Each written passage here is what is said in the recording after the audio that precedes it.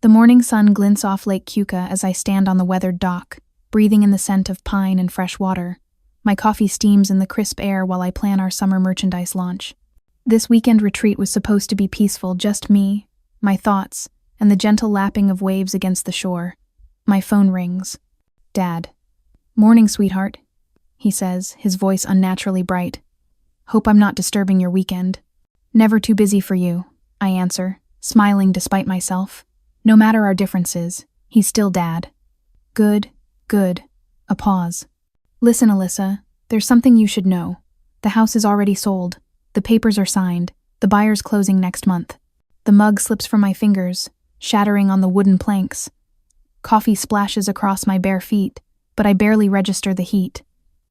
"What did you just say?" My voice sounds strange, distant.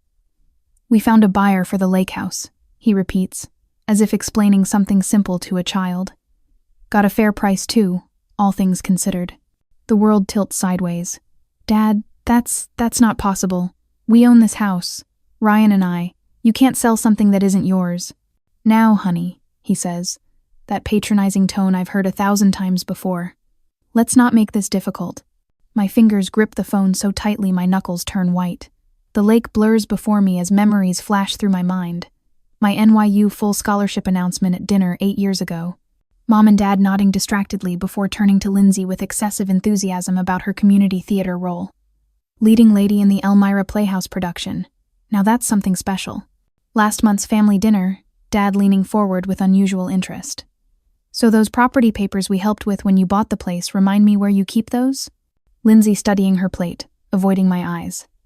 Dad's dismissive wave when I tried explaining what this place meant to us. "It's just business, honey. Properties come and go." I swallow hard, steadying my voice. "This is fraud, Dad. You know that, right? I'm calling Ryan and then I'm calling the sheriff." His laugh floats through the phone, confident and unconcerned. "Your sister is drowning in $180,000 of debt. We had no choice. Family helps family." By stealing from other family members? The trembling in my hands stops suddenly. I stand taller, looking out at the water stretching before me. This lake, this house, we'd worked so hard for this. Our first real achievement outside the shadow of my family. "You'll understand once you calm down," Dad says, so certain I'll eventually fold like I always have. "We'll talk more when you're thinking clearly." "I'm thinking perfectly clearly," I reply, my voice steadier than it's ever been with him. "What you've done is illegal, and I won't let you take this from us." "Alyssa," he sighs, "don't be dramatic. Lindsay needs this. You've always been the strong one, the successful one. You can recover from this. She can't." And there it is, the truth I've always known but never wanted to face. My success isn't something to celebrate. It's a resource to be tapped when Lindsay fails. "Again, I have to go," I say quietly. "Think about this before you do anything rash," Dad warns. "Family first, remember?" I end the call and stare at the horizon where water meets sky. The shattered mug at my feet seems fitting, somehow the perfect symbol for what just happened to my world. Family first. It was always their mantra. I just never realized I wasn't included in that family. My thumb hovers over Ryan's contact. He deserves to know our home has been stolen out from under us. That my parents, the people who should protect us, have betrayed us in the most fundamental way. The lake ripples with the morning breeze, constant despite everything changing around it. I take a deep breath and press call, knowing that what happens next will permanently alter my relationship with my parents. But some betrayals can't be forgiven, and some things are worth fighting for. Later that day, Ryan slams his laptop shut so hard I flinch. His face has drained of color, making his usually warm brown eyes look dark and hollow. "They forged our signatures." His voice is flat, controlled in a way that tells me he's fighting to maintain composure. "I found the warranty deed in the county records. They actually forged our signatures." I lean against the kitchen counter, steadying myself. The wooden edge digs into my palm as I press down harder, needing something solid to anchor me while the floor seems to tilt beneath my feet. "Show me." Ryan reopens his laptop, fingers tapping furiously until he turns the screen toward me. There it is, a document with passable imitations of our signatures, dated 3 weeks ago. During that family dinner when Dad had casually asked about our property paperwork, the sale price is $420,000. Ryan says, scrolling through the document, "That's at least $100,000 below market value." They were desperate. I whisper, the realization turning my stomach. Who's the buyer? Marcus Campbell. Your classmate from business school? The betrayal deepens like a knife twisting. Did he know?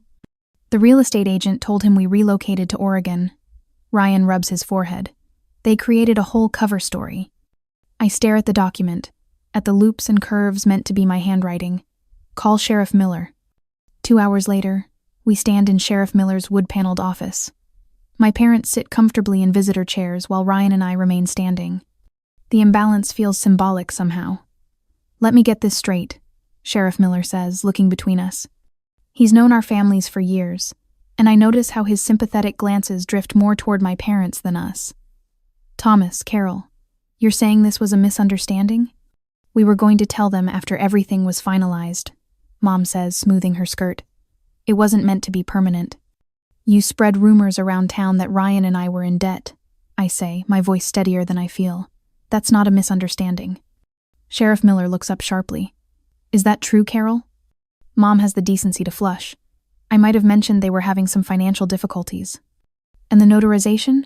Sheriff Miller asks, turning to my father. Dad clears his throat. Jim Peterson helped us out. He's an old friend. Jim falsified a notarization? Sheriff Miller leans back in his chair, the gravity of the situation finally seeming to register. What you've described constitutes real estate fraud and document forgery felony offenses. Lindsay has always needed more help, Dad says, looking directly at me rather than the sheriff. Alyssa's always been the strong one. It was going to be a loan, Mom adds quickly. We were going to pay you back after Lindsay got back on her feet. The familiarity of their excuses burns like acid.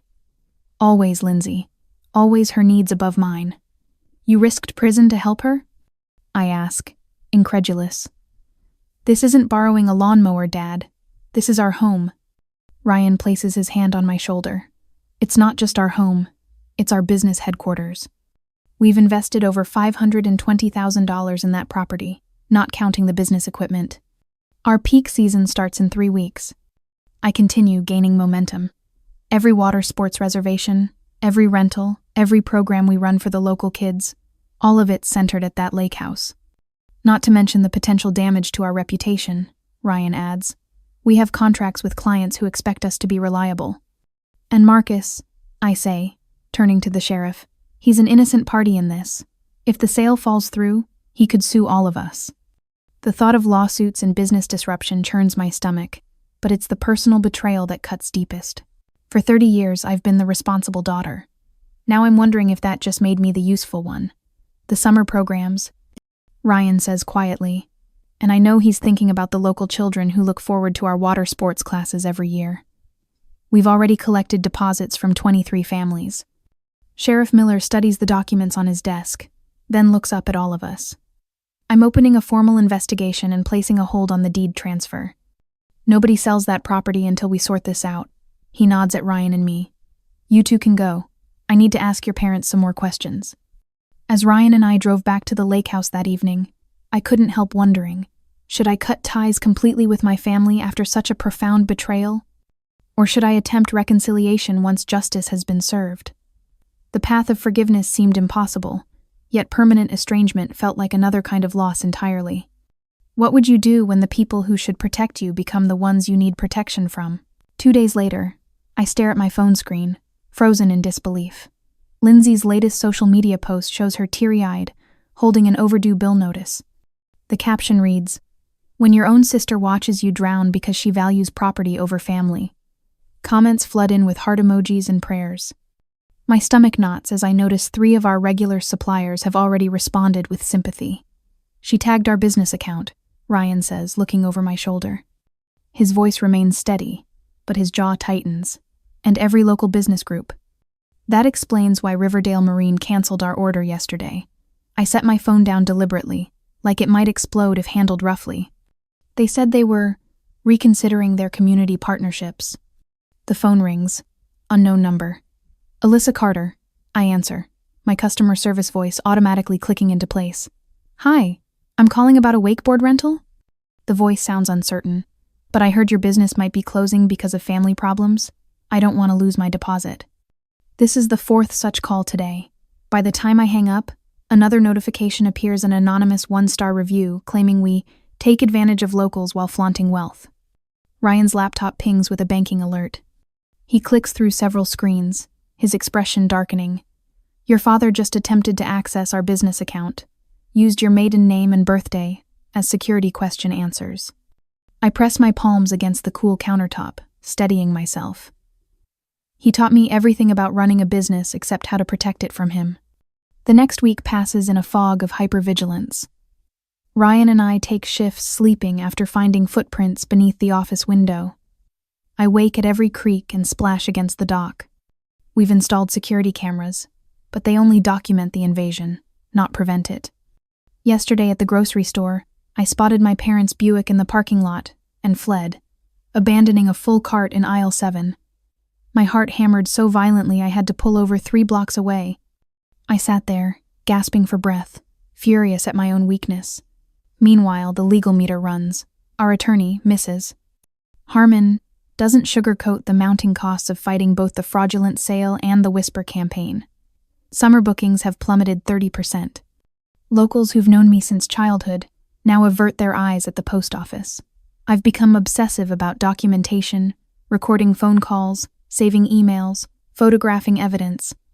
Last night, Ryan found me at 2 a.m., categorizing screenshots of Lindsay's posts by date and emotional manipulation tactic. Come to bed? He said gently. I need to finish this first. My voice sounded strange, even to me, detached, mechanical. It'll still be there tomorrow. So will they, I whispered. The unexpected knock at the door the following afternoon makes us both jump. Sheriff Miller stands on our porch holding a pink box and 2 coffee cups. Thought you might need these, he says gruffly, stepping inside. He sets the donuts on the counter and hands us each a coffee.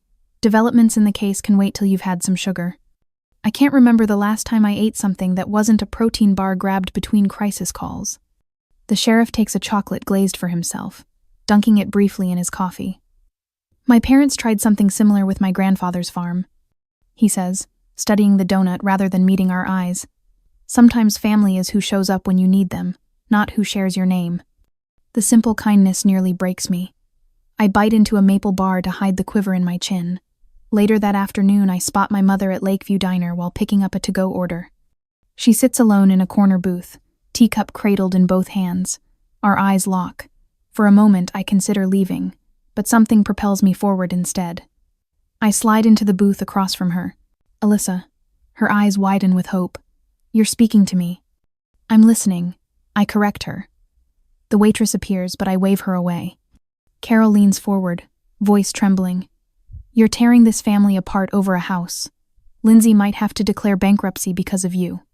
The familiar guilt rises, but something new rises, faster clarity, sharp as winter air. You tore this family apart? I say, my voice surprisingly calm, when you decided my life's work was less important than covering for Lindsay's mistakes, again. Her face hardens. We raised you. We sacrificed everything for you. A laugh escapes me, not bitter, just genuine surprise at the absurdity. No, you didn't. You raised Lindsay. I raised myself. I place my palms flat on the table. And this house isn't just property. It's proof that I did a good job. Mom's mouth opens, closes. For once, she has no ready manipulation. I place money for my untouched coffee beside her cup and stand. The diner's ambient noise fades as I walk out without waiting for her response. That evening, Ryan tells me he's contacted his former classmate, the unwitting buyer of our stolen house. He was horrified. Ryan reports. Said your dad presented himself as our appointed agent. He's withdrawing his offer and filing a complaint with the real estate board. Martha from the marina calls next. I heard what's happening, she says without preamble. My office has that empty loft space. It's yours if you need somewhere to run operations. No rent first month. I hang up, momentarily overwhelmed. These people owe us nothing, yet they act while my family only takes. We should accept Martha's offer. I tell Ryan, surprising myself with my decisiveness. We'll move the reservation system and customer files tomorrow. I'm thinking we should add kayak tours for autumn. The foliage will be spectacular from the water. Ryan glances up, startled by my shift from defense to future planning. I thought we were waiting until this was resolved? Life's too short to let them steal our present along with our past. The words come easily now, without the second guessing that shadowed me for years. Our attorney calls with unexpected news. The family friend who helped with the false notarization has agreed to testify. He's facing charges himself, Mrs. Harmon explains, but cooperation will look good for his case. We spend the evening organizing our documentation, building an airtight case. I feel strangely peaceful, like finding the eye of a hurricane. Then the doorbell rings. Ryan checks the security camera and frowns. It's Lindsay. She's alone. I open the door to find my sister on our porch, face streaked with tears. No phone in sight to document this moment for social media. Can I come in? She asks, voice breaking. There's something I need to tell you. The lake breeze carries Lindsay's sniffles across the porch as I press record on my phone. Her eyes, red-rimmed and puffy, fixate on her trembling hands while I maintain a calculated distance. I need to hear everything, Lindsay. From the beginning. She nods, tucking a strand of hair behind her ear. They told me it was the only way to save me from bankruptcy. Her voice cracks. Dad said if I didn't back them up, I'd lose everything. But I knew it was wrong, Alyssa. I didn't know how to stop them. I watch a heron glide across the water, its wings stretched wide against the cloudless sky. My fingers itch to reach for her hand, to offer comfort like I've done countless times before. Instead, I fold them in my lap. I appreciate your honesty. I say, my voice steadier than I feel. Here's what happens next. You provide a complete statement to Sheriff Miller, open your financial records to prove where that money went, and sign an affidavit acknowledging Ryan and I are the rightful owners of this property. Lindsay's head snaps up, surprise flickering across her face, not at the conditions but at their clarity. The familiar chaos of emotional upheaval is replaced by structure, by consequences with clear pathways forward. You'd still help me after everything? She whispers. This isn't about forgiveness yet, I reply, watching a boat cut through the water. It's about stopping the damage, one step at a time. Relief visibly washes over her. For perhaps the first time in her adult life, someone is holding her accountable rather than rescuing her. 2 hours later, tires crunch on the gravel driveway. Dad's silver Buick pulls up, Mom in the passenger seat. They emerge like storm clouds gathering force. What did you say to your sister? Dad demands, striding onto the porch with Mom trailing behind. We've been trying to reach her for hours. I stand, positioning myself between them and Lindsay. Lindsay came to me, Dad. She made that choice herself. After you manipulated her, Mom cuts in, her voice tight with righteous indignation. You've always been jealous of our relationship with her. Dad steps closer, his familiar cologne, the same brand he's worn since I was a child, now making my stomach turn. You think you're so clever with your legal maneuvers? He says, lowering his voice to that dangerous register I recognize from childhood disagreements. But I contributed to the down payment on this place. Did you tell your fancy lawyer about that? The claim hits like ice water. I never received a penny from them for this house. That's not true, I start, but Lindsay rises from her chair. Stop lying, she says, her voice small but clear. You didn't help them buy this house. You told me yourself you refused because you thought it was too expensive.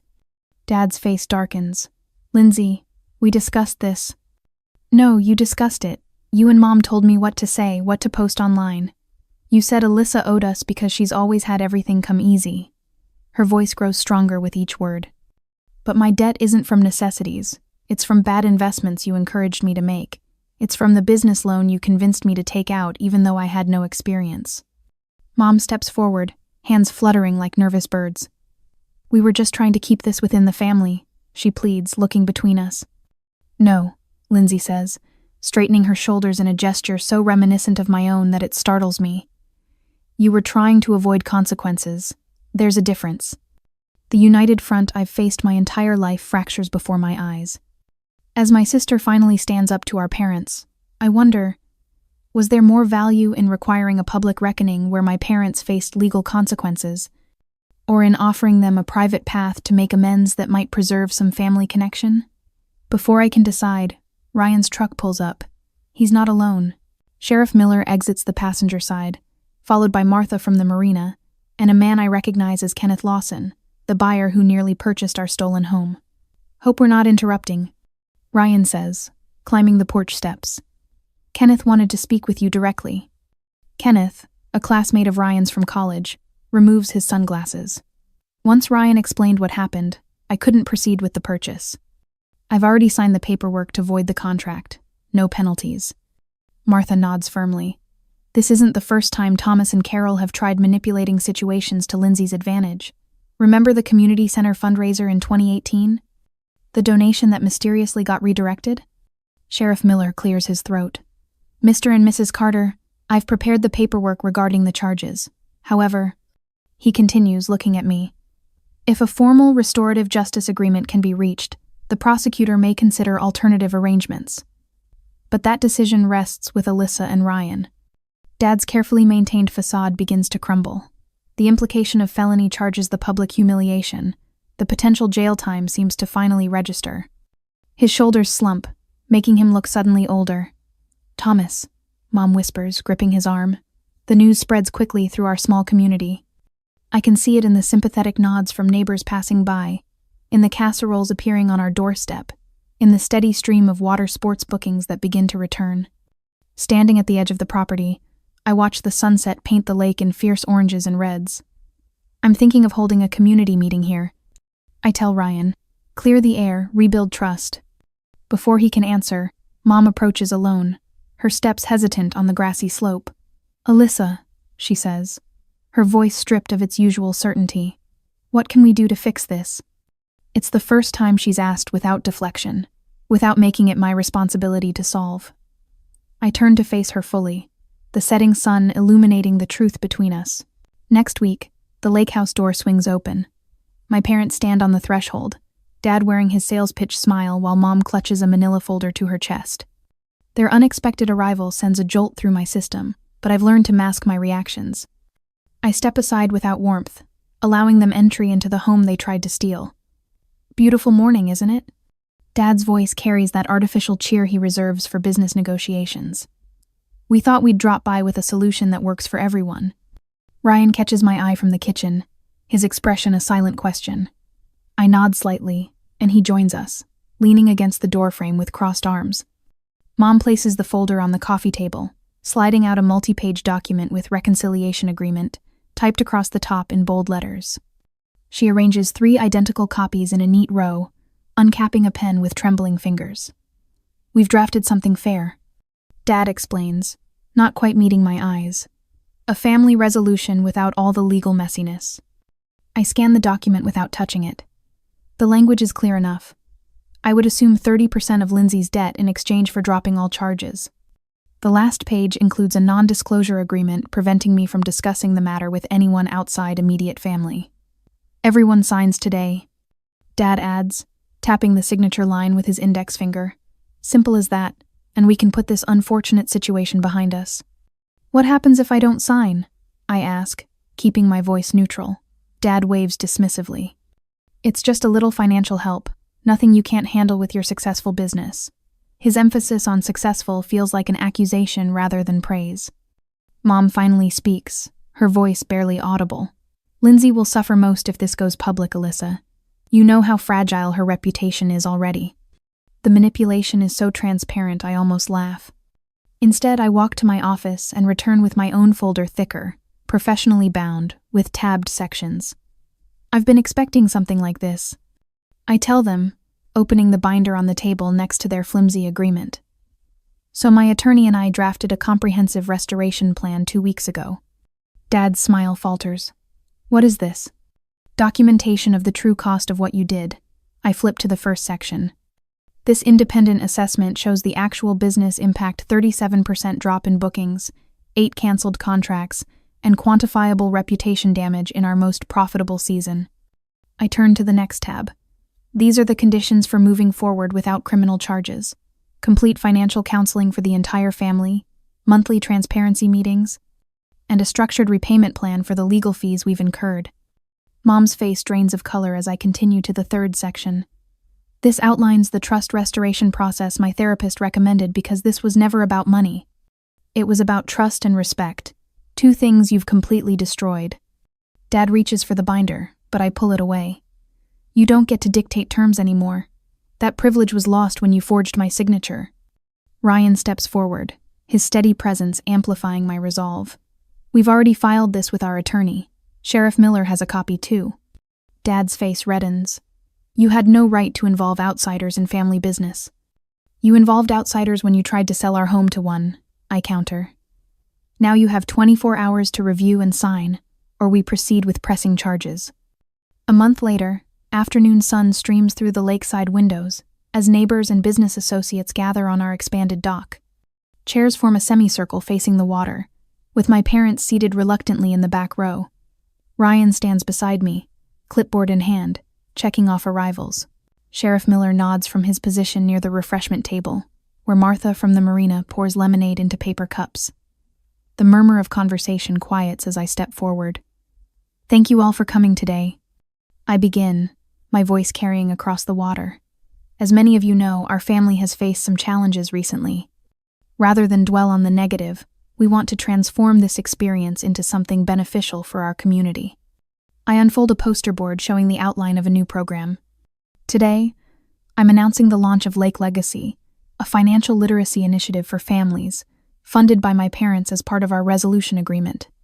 Dad starts to stand, his face flushing, but Sheriff Miller places a hand on his shoulder. "Might want to hear her out, Thomas," he suggests quietly. "This program will offer free workshops on financial boundaries, ethical business practices, and family communication around money," I continue. "Because sometimes the most valuable lessons come from our greatest mistakes." The crowd murmurs appreciatively. I catch glimpses of nodding heads and encouraging smiles. "I'd like to volunteer as the program's first participant." Lindsay's voice rings out as she steps forward from the side of the gathering. "I've been part of the problem for too long, and I want to be part of the solution." The surprise on our parents' faces mirrors my own, but I recover quickly, squeezing Lindsay's hand as she joins me. "We're looking for community partners to help expand the program," Ryan announces, and several hands immediately raise. Martha approaches with her husband. "We'd be happy to offer our boathouse for weekend workshops. Our family went through something similar years ago, took us a decade to heal, but we're stronger for it." As the crowd breaks into smaller discussion groups, I notice my parents sitting alone, ignored by neighbors who once sought their approval. The power has shifted visibly, permanently. Some people believe family means sacrificing yourself. I tell the reassembling group as we conclude. I believe it means growing together with honesty and respect. The gathering disperses with handshakes and commitments to the new program. I watch my father stride stiffly to his car while my mother lingers behind, her eyes following me. As I stack empty cups, she approaches, looking smaller somehow, less certain than I've ever seen her.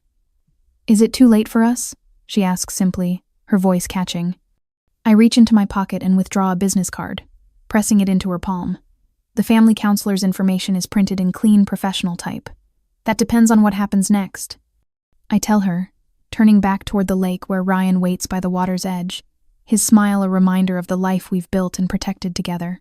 The June sun warms my shoulders as I watch 28 faces focused on the financial worksheets before them. 6 months ago, this lakehouse dock was the site of my greatest betrayal. Today, it hosts our 3rd financial literacy workshop, with every seat filled. "Remember," I say, pointing to the projection screen where budget templates glow against the morning light, "your financial independence isn't measured by zeros in your account, but by the freedom to make choices aligned with your values." Several participants nod. Among them sits Lindsay, her pen moving steadily across her worksheet. The sight no longer triggers that familiar knot in my stomach. Instead, I feel something unexpected pride in her commitment to change. My business license hangs on the boathouse wall behind me, framed in reclaimed wood with "Built on Truth" burnished beneath it. Ryan added that phrase after the court settlement, a quiet reminder of what we'd protected. And now, the community center director announces, "I'd like to thank Alyssa Carter, entrepreneur and community leader, for creating this vital program." The applause washes over me. I no longer deflect with self-deprecating jokes or uncomfortable shrugs. Instead, I smile and simply say, "Thank you. I'm glad to be of service." Later that evening, the familiar chaos of family dinner unfolds around my dining table, the same table where I once felt invisible. Now it sits in my lake house, under my rules. "I got the promotion," Lindsay announces, twisting her napkin. "Junior partnership at the accounting firm." The old script would have me offering polite congratulations while Mom and Dad overflowed with excessive praise. Instead, I stand and raise my glass. To Lindsay, who rebuilt her career from the ground up with honesty and hard work. I couldn't be prouder to call you my sister. Mom's eyes glisten as she joins the toast. Dad follows, his expression a mixture of pride and something else, respect perhaps. When dessert arrives, Dad leans toward Ryan. About those new kayak models you're considering, I think the fiberglass would be better than the carbon fiber. The maintenance costs alone. Thank you, I interject, placing my hand on Ryan's. But Ryan and I have already made our decision on that. A moment of tension hangs in the air. Then Dad nods, lifting his coffee cup in acknowledgement. Fair enough. The following weekend, Ryan, Martha, Sheriff Miller, and I gather on the dock as sunset paints Lake Keuka in shades of amber and gold. A small table holds 4 glasses and a bottle of local wine. 1 year, Martha says, uncorking the bottle. Who would have thought we'd be celebrating? Sheriff Miller, retirement badge gleaming on his fishing vest, accepts a glass. Seen plenty of family disputes in my day. Not many end with everyone still speaking. Ryan fills the remaining glasses, and we form a small circle facing the water. To sanctuaries built, not bought, I say, raising my glass toward the horizon. As we drink, Ryan's fingers find mine. Some people find out who they are in crisis, he says quietly. I was lucky I already knew exactly who you were. The following morning finds us welcoming 12 teenagers for our first weekend youth retreat. They arrive wide-eyed, taking in the canoes lined up along the shore and the new floating platform we installed for swimming lessons. This place is awesome. A girl with braces exclaims, clutching her backpack. Wait till you see what's planned, I tell her, handing over a brochure labeled Lake Legacy Youth Mentoring. Near the boathouse, Ryan unfolds architectural plans for an expanded dock facility, while answering questions from curious parents. Behind him, the framed deed hangs by the door, its simple wooden frame a reminder of what we fought to keep. In the background, Mom helps a hesitant boy adjust his life jacket, while Dad stacks paddles by size. They move with careful consideration, present but not controlling. Their participation feels like a fragile new growth, tender, but promising. As twilight approaches, I stand at the edge of the dock, watching ripples expand across the water's surface. Each circle widens until it fades into stillness, only to be replaced by new patterns. I wonder if betrayal, like those ripples, is always destined to fade with time. Is true healing found in forgetting the harm done, or in transforming it into something that serves a greater purpose? When family wounds run deep, is it wiser to rebuild with the same materials or to create something entirely new from the foundation up? The water offers no answers, only reflections beautiful, complex, and ever-changing, like the family gathered behind me and the sanctuary we've created together.